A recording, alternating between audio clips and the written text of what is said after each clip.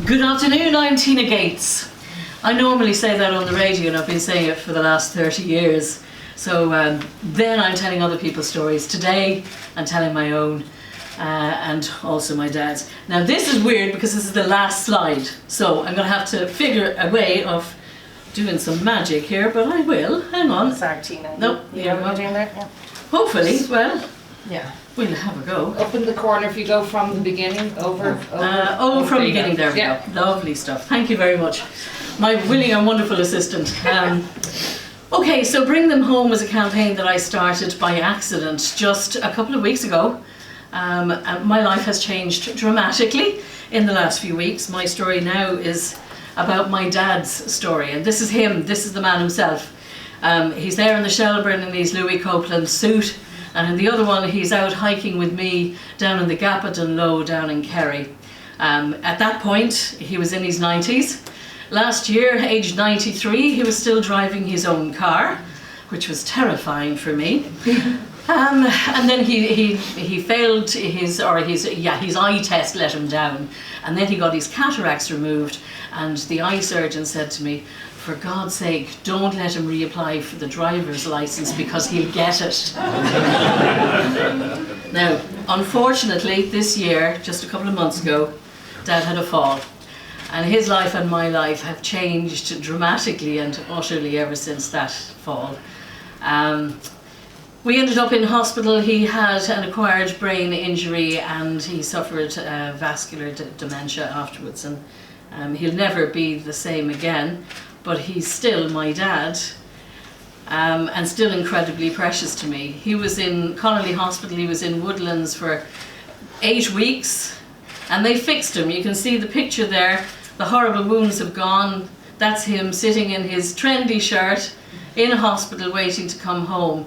And that's where we had, I suppose, the next one of our problems. It was a challenge for him to live. It was a challenge for him to get through those injuries. And then it turned out it was a challenge to get him home.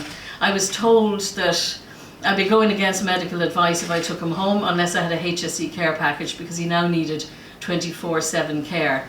So everybody approved the package, but unfortunately the funding wasn't available for the package.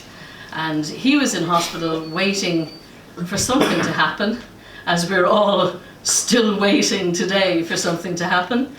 And basically I did the only thing that I could do, which was I started to fight.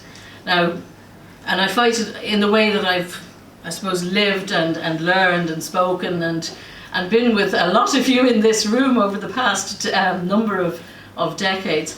I fought by telling his story.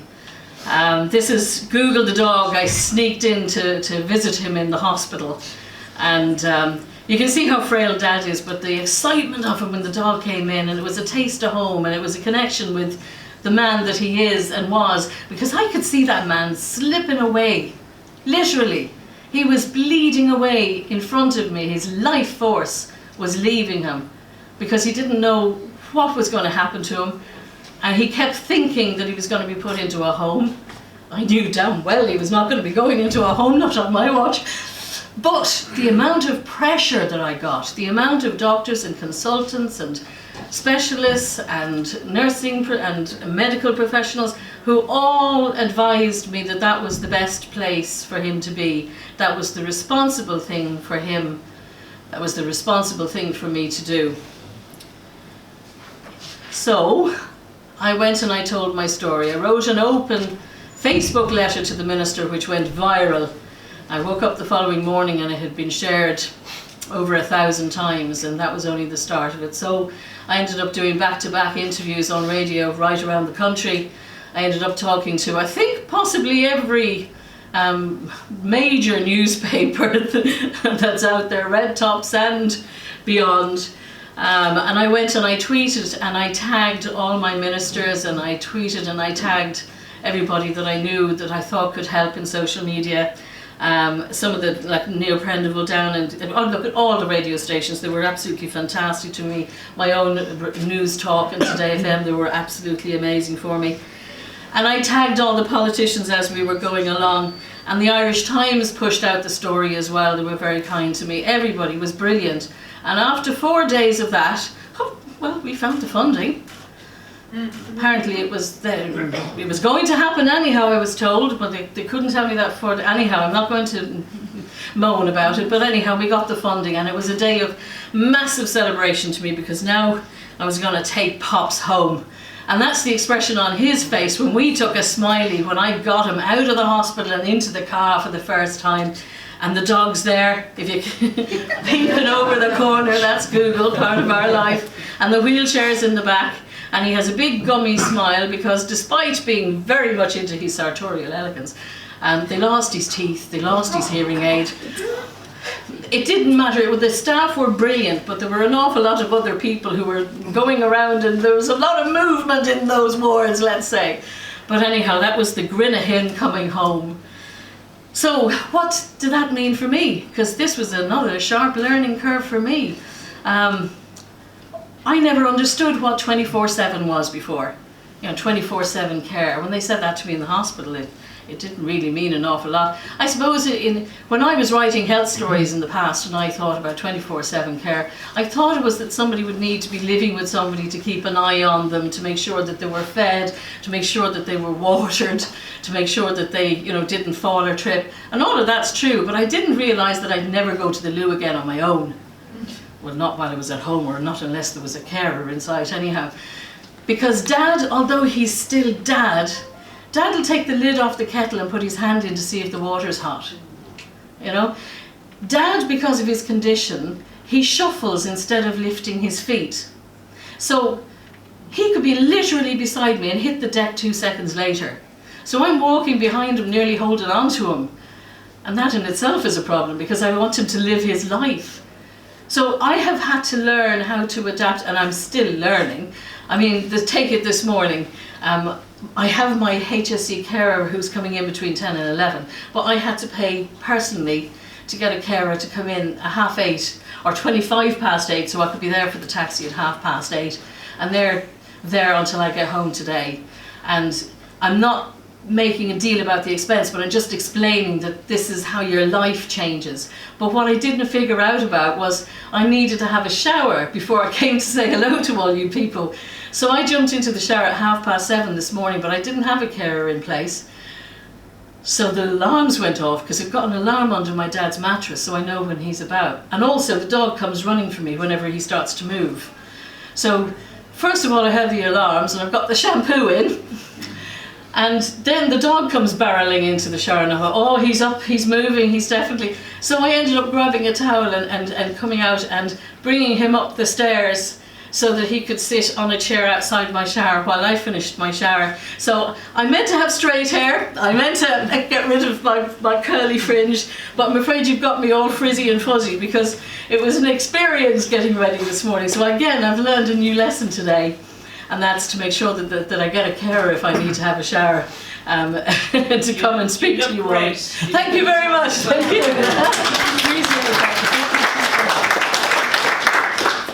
So that's 24/7. I have a monitor with a receiver. I have a bed alarm with a remote receiver. I have cameras with motion activated alarms on the doors in case he goes out the back or goes out the front.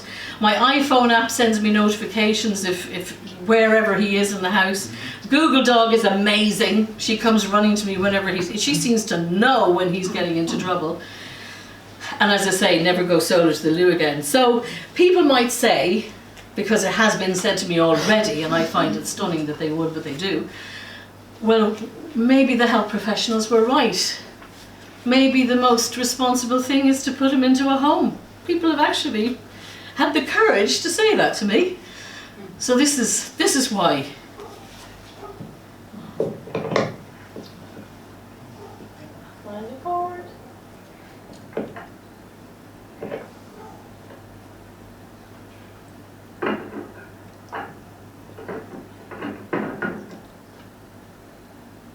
That's my daddy and me last week mowing the lawn. Now, yeah, last night he was out in his pyjamas digging around the roses. Of course I'm watching him. But that's my dad living his life, and that's why he's not in a home.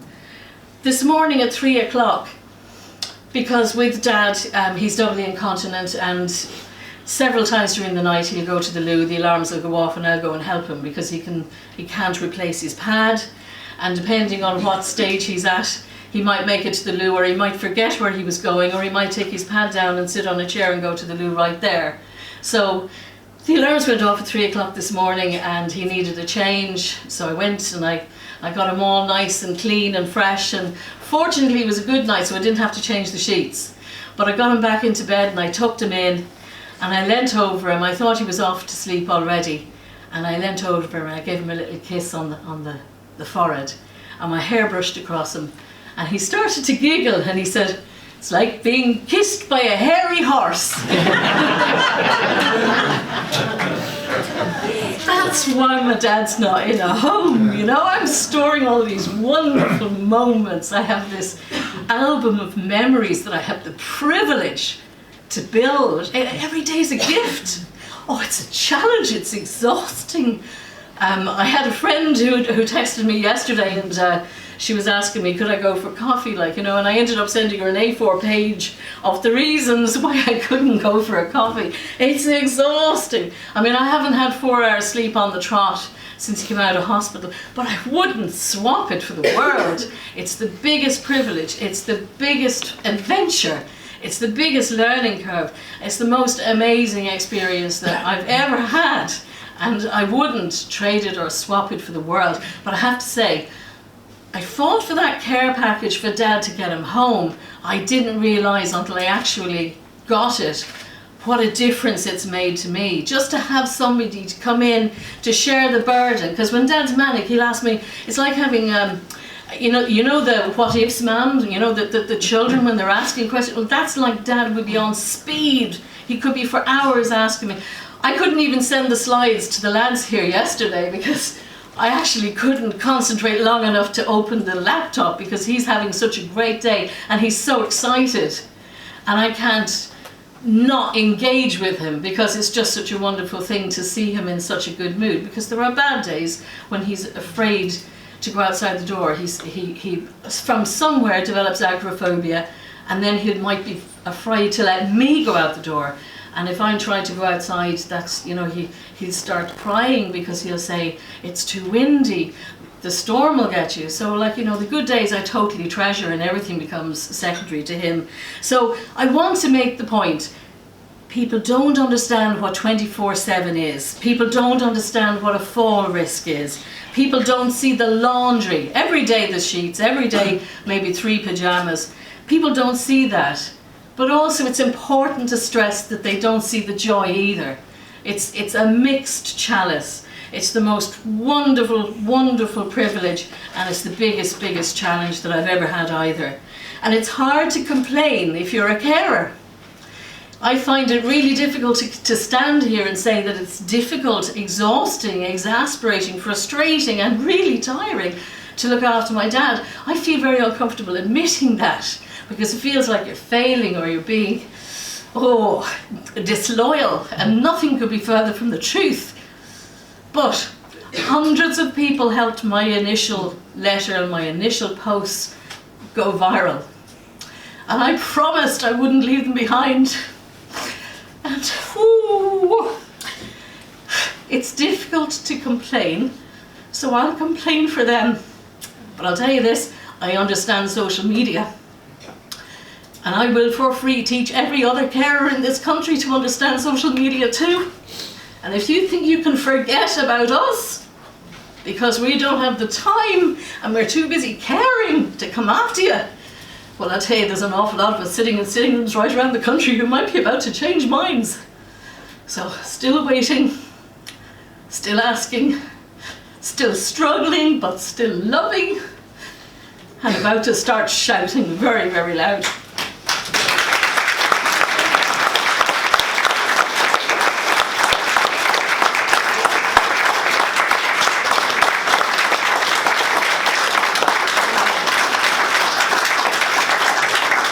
I have a final word for you, and thank you very much for the applause, and sorry for getting emotional. My dad celebrated his 94th birthday on the 6th of June, the day he got out of hospital. And we arrived at his local, the Anglers Rest, for a steak. And he was met by RSVP magazine, and I think what he said is very, very relevant here. Oh, we've got a big party now. Look, there's everybody waiting for you now. Oh, great. Oh, it's just great being back again home, yeah. They can't beat it, though. They can't beat it at all, yeah. They don't make much difference, like, you know, a few days over, like. But we like to get home, especially when you're in hospital, like, you know. It's love to get home, like. Everyone knows to get home.